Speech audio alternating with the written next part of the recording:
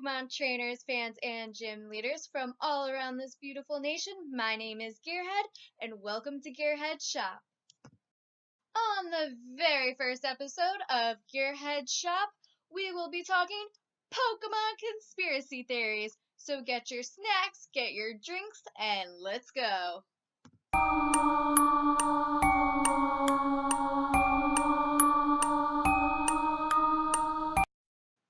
Question 1.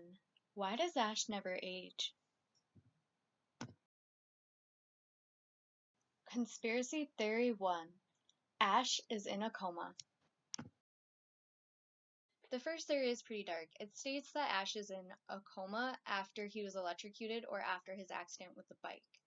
Theorists say that he possibly succumbed to his injuries or to medication that was too hard for him since he was only 10 at the time, and that this whole journey is a projection of his subconscious. So what this means is that every battle is a battle for him to regain consciousness. So every time he battles someone, he's battling a mental barrier to getting better. This theory also explains why a 10-year-old would go out and be fighting wild animals. It also explains why there's no adults around. Another part of the theory states that everyone he comes into contact with is a projection of a trait that he either has or wants to have or anything along those lines. So let's go ahead into that part of the theory. It states that Brock is his repressed sexuality because he went into a coma at the age of 10, which would mean that he wouldn't have much experience with that. Misty is seen as love.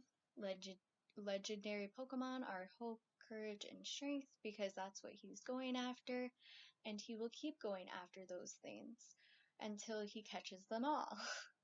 And that helps him to push forward and keep going with whether his recovery or whatever to gain consciousness. Gary Oak is wish fulfillment because Gary is who he wants to be. Team Rocket is the manifestation of all of the negative qualities, and Meowth is the corrupted innocence. People say that Meowth is the corrupted innocence because he is the one Pokemon that can talk. Until 2017, Pikachu talks in the I Choose You movie, but regardless of that, they say that especially because he went into the coma at age 10, he would still be pretty innocent, and that Meowth is the corrupted innocence. Conspiracy theory number 2. Ho-Oh. Ho-Oh is a legendary Pokemon. He is a fire/flying type Pokemon, and he is introduced in Generation 2. He can grant eternal happiness, and as we see in the 2017 movie I Choose You, he, meaning Ash, is the Rainbow Master. So is his eternal happiness to be the same age forever? Conspiracy theory number 3. Everstone. So the Everstone is an object that you can hold that prevents your Pokemon from evolving. So it's said that Ash carries one in his backpack. But would it work on humans, or is it just for Pokemon? Question 2. Who is Ash's dad? Pikachu? Question mark?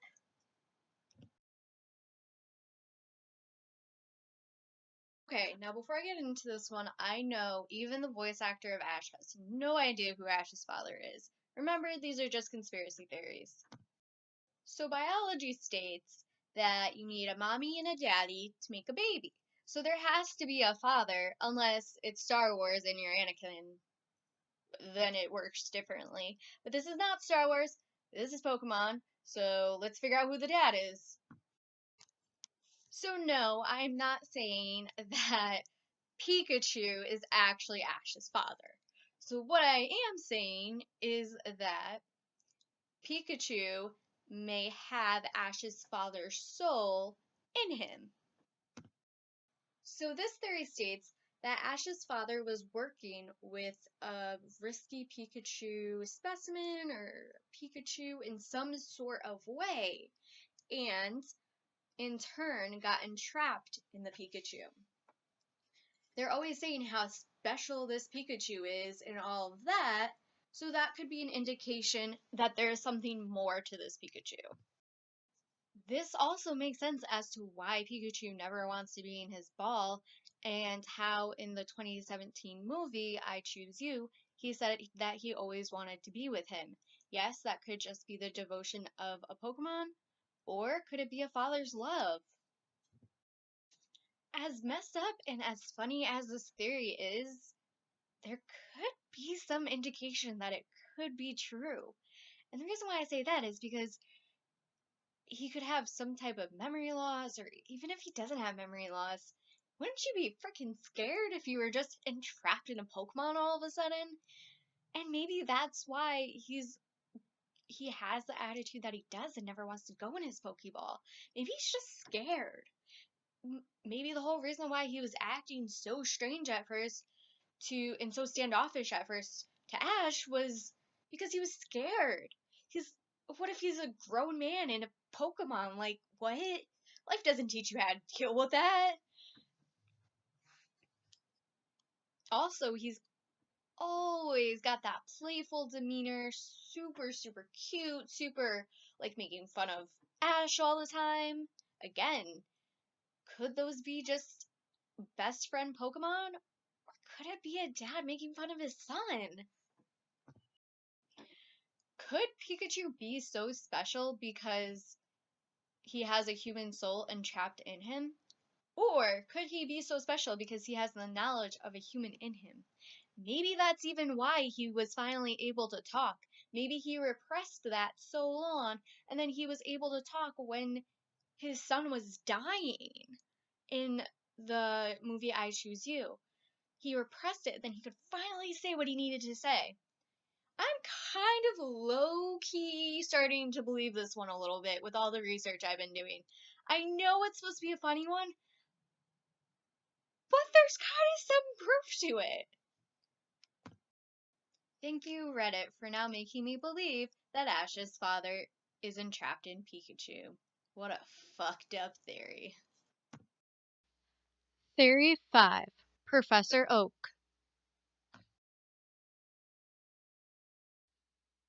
So if you remember from the little web chat thing, communication that Ash had with his mom actually mentioned that it took 4 times as longer or something like that for his dad to arrive where Ash was. So that's very vital because it means that he was a Pokemon trainer somewhere along the line. As we see, which I thought was very interesting in the 2017 movie that I keep referencing, I Choose You, I found it very interesting that they inserted the character that was doing the medical training to become a professor. Ding, ding, ding. Is that any bit of foreshadowing? So one of the prerequisites for being a professor is you need medical training. So you have to go around, you have to find all of the Pokemon, you have to know how to make potions, you need to do this and that. So, whether he wanted to or not, he was traveling. So was he supposed to be a medic, a professor? Did he want to be a professor? So the theory goes that we see Professor Oak hanging around his mom a lot. A lot. Even when Ash is gone. So, is there a reason for that? Are they dating? Was that a thing? But, unfortunately, there is one very strong piece of evidence that does disprove this, I would say. So, Ash has black hair. His mom has red hair. So, theoretically, the dad would have had to have black hair. And as we see, young Professor Oak does not have black hair. He had dark red hair that looks more brown than black. So that's a big thing that disproves it. It is just a cartoon, but there's still genetics, and there's still stuff that just doesn't make sense if Professor Oak was. They can just be like, wham, bam, thank you, ma'am, now. Like, they could both be lonely now, and it's just a thing that's happening now. I think that's way more plausible than him being the dad, because that just doesn't really make sense. Yes, it's a small town, but they could have moved there. Like, I just don't like Professor Oak being the dad. I don't think that's true, and genetically it doesn't make sense. Theory 6, Giovanni.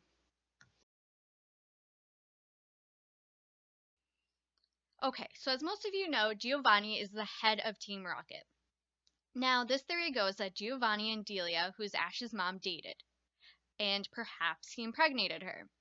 And then he was going up the ranks at Team Rocket, and either Delia knew or she didn't know, and she wasn't okay with it, or because of Team Rocket, they had to break up. And Ash never remembered him because he left, and he was involved in Team Rocket, and his mom didn't want him to know all of that. But Giovanni did used to be a Pokemon trainer.